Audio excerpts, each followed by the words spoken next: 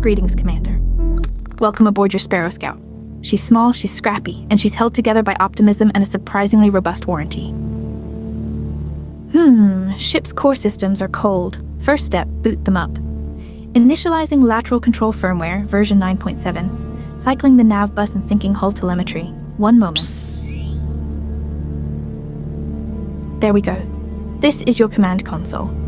It shows your ship's structural integrity, as I like to call it, how many hits we can take before things get ventilated. Keep an eye on it. The hull doesn't fix itself. Well, not yet anyway. I've filed a feature request. Now, these 3 readouts are critical. Warp fuel, fighters, and shields.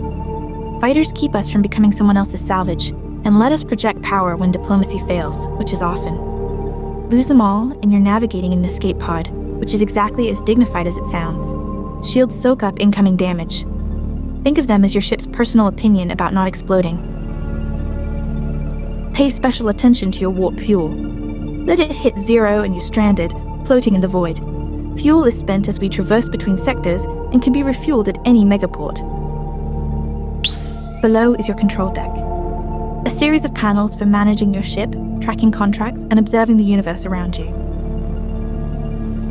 This is the contracts panel, where you can find jobs to earn credits. Okay, core systems are all online. Now I just need to reboot myself. Initiating gradient ascent. Commander, you are docked at a Federation megaport in Sector 598, with 12,129 credits on hand and a hold full of retroorganics. Your active contract now requires earning 1,000 credits from trade to proceed. Standard protocol suggests seeking out nearby ports where these goods command a higher price. Standing by for orders.